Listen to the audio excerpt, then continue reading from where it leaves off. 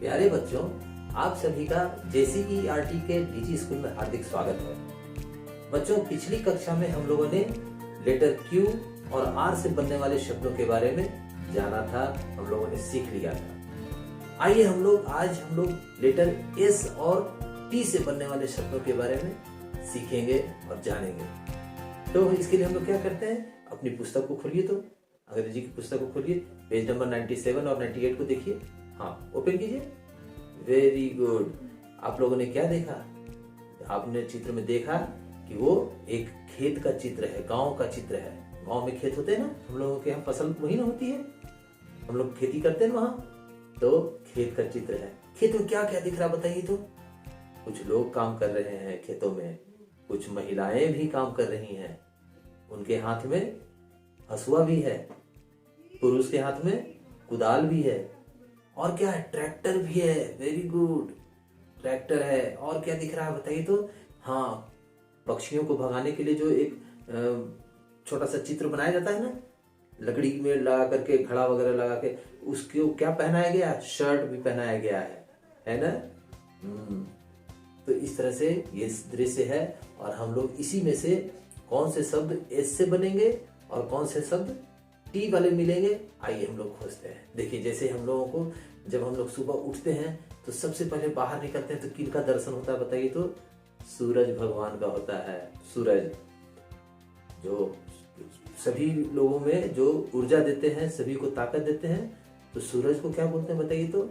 S से बनता है वो, SUN, सन। सन का अर्थ क्या होता है? सूर्य या सूरज भी हम लोग उसको कहते हैं। ठीक है। और क्या होता है, जब हम लोग खेतों पर जाते हैं तो हम लोगों को क्या दिखाई देता है बताइए तो? शर्ट पहने हुए व्यक्ति लोग हैं, शर्ट, हम लोग जो पहनते हैं शर्ट, शर्ट को क्या कहते हैं? SHIRT, shirt.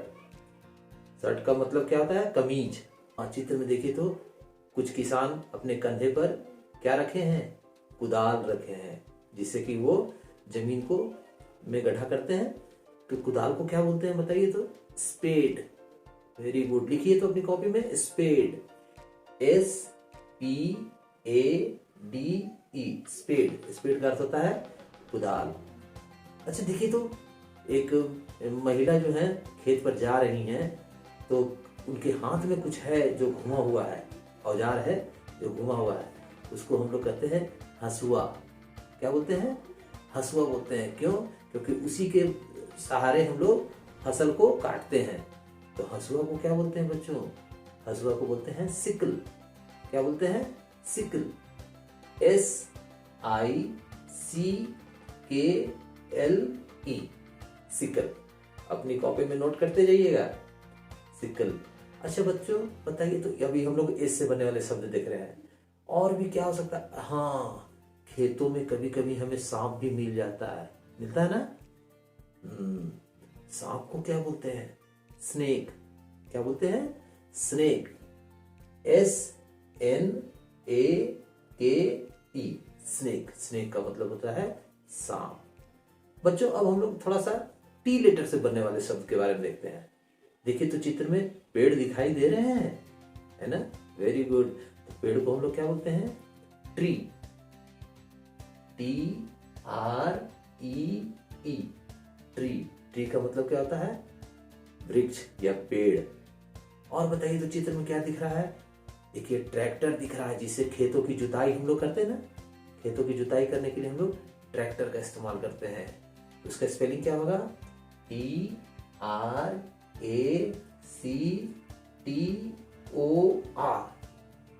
थोड़ा लंबा है शब्द, लेकिन हम लोग इसको सीख लेंगे। फिर से एक बार देखते हैं, TRACTOR,